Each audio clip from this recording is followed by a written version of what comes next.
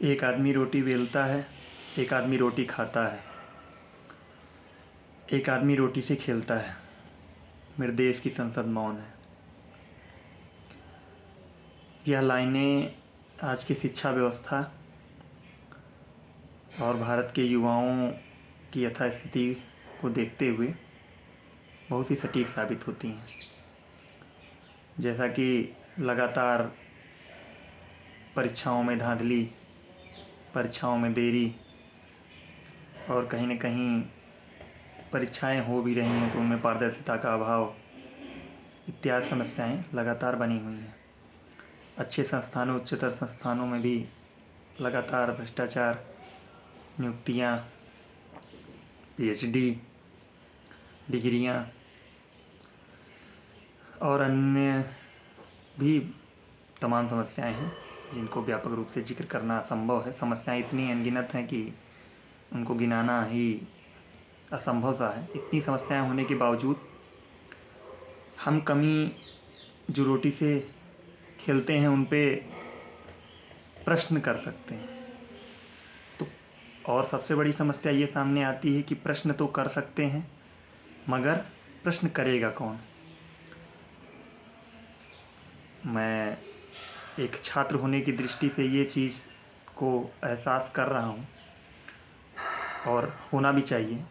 प्रत्येक छात्र में होना चाहिए, प्रतियोगी छात्रों में होना चाहिए, यहाँ के उच्चतर शिक्षा संस्थानों में पढ़ने वाले छात्रों के भीतर तो अवश्य होना चाहिए, क्योंकि देश की दिशा दशा आने वाले यही शिक्षित प्रशिक्षित युवा ही तय करते हैं। नीट की परीक्षा हो, जिसको मेडिकल क्षेत्र की सबसे बड़ी परीक्षा यहाँ संयुक्त प्रवेश परीक्षा मानी जाती है। यूपीएससी जैसे संस्थानों पर सवाल खड़ा हो चुका है। पूजा खेटकर जैसे मामला सामने आने के बाद आयोगों की हालत तो यूपीपीएससी आयोग, लोक सेवा आयोग की यथास्थिति तो पूछिए ही मत। इसी प्रकार एमपी बिहार की यथास्थिति तो आप जान ही रहे हैं। कोई भी ऐसा आयोग बच नहीं रहा है जिन पे संदेह की दृष्टि सामने ना आती हो। समस्या ये है, समस्याएं कई हैं जैसे मैंने पहले बताया, लेकिन मुख्य समस्याएं ये हैं, प्रश्न कौन करेगा। हमारे ना तो हमारी संसद में कोई बात रखने वाला है, ना हम स्वयं भी रख रहे हैं। सोशल मीडिया प्लेटफॉर्म का यूज हम तो करते हैं, लेकिन क्या बस अपने मनोरंजन के लिए। आज का सोशल मीडिया ऐसा है कि कोई भी अछूता उससे नहीं है। अपनी बातों को इतनी ज़्यादा जनसंख्या होने के बाद अगर 10 लाख फॉर्म यूपीएससी में 9 लाख 10 लाख फॉर्म आप डाल सकते हैं, तो अगर एक व्यक्ति उसका आधा क्या 10% मतलब 1 लाख भी अगर अपनी आवाज़ को उठाएंगे तो आवाज़ पहुँचेगी और सुधार कहीं ना कहीं। प्रश्न करना ये होता है कि आदमी को सजग बनाता है। नेट की परीक्षाएं हो रही हैं, पीएचडी प्रवेश परीक्षाएं हो रही हैं, इनमें धांधली तो असीमित है जिनकी गिनती नहीं है। स्पष्ट रूप से कोई अपनी चीज़ें क्या है, कोई मानक नहीं है। कभी भी धांधली हो रही है, पैसे चल रहे हैं, धुआंधार चीज़ें सामने आ रही हैं। खुल के कोई आरोप भी नहीं लगा सकता, कह नहीं सकता चीज़ों को, मगर प्रश्न करना चाहिए कि ऐसा क्यों।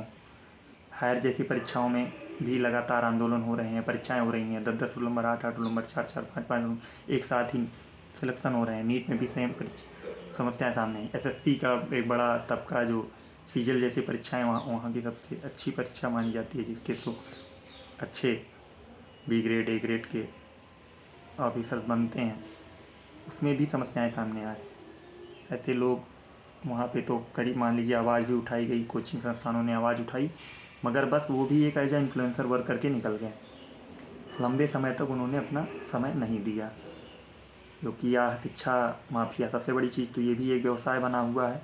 कहीं ना कहीं पर्दे के पीछे कुछ हो रहा है, वो भी आपस में मैनेज कर ले रहे हैं और चीज़ें सामने आती हैं। कोई आपके लिए लड़ाई क्यों लड़ेगा आप जब खुद लड़ने के लिए तैयार नहीं है।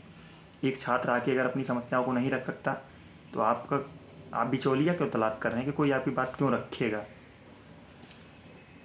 तो ये भी समस्याएं हैं कि छात्र चाह तो है उन्हें बड़ा कुछ करने का, पाने का, लेकिन अपनी लड़ाई नहीं लड़ सकते, अपनी बातों को कह नहीं सकते हैं।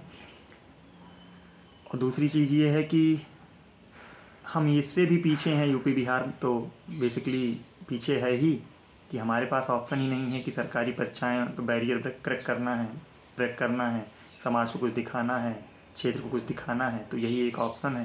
तो ये भी संजीव सान्याल जी ने सही कहा कि यूपीएससी व्यर्थ है, समय का यूटिलाइजेशन नहीं है। सही बात है, वास्तव में ये भी सही है, लेकिन इसका दृष्टिकोण बहुत व्यापक है। जिनके यहाँ सर उठाने के लिए एक ही चाबी बजती है कि हम कुछ ऐसा करें कि समाज हमको सही तो यहाँ पे भीड़ पैसे की बात ही नहीं है।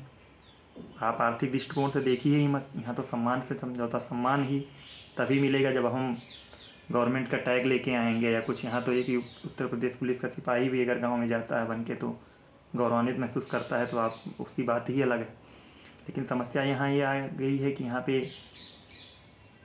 यूथ इतनी व्यापक समस्याओं को झेल रहा है। शिक्षा व्यवस्था में ही इस समय सबसे ज़्यादा निकृष्ट कार्य किए जा रहे हैं। मतलब कोई भी एक वैकेंसी सुचारू रूप से नहीं हो रही है।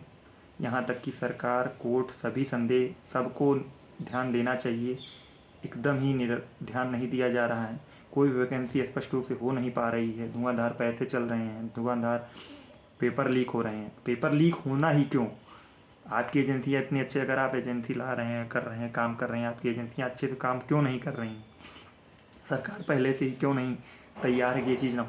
मैं एक सरकार की बात नहीं कर रहा हूँ, पिछली भी सरकारें वो भी सेम यही चीज़, वो उनका तो और ही बड़ा मामला रहा है। वो तो एक ही जातिगत, क्षेत्रीय राजनीति, तमाम राजनीति, मतलब जो तुच्छ राजनीति है वहाँ तक के स्तर से भी चीज़ें हुई हैं जो नहीं होना चाहिए। तो मैं अपनी इन्हीं बातों को रखना चाह रहा था। बहुत बहुत धन्यवाद।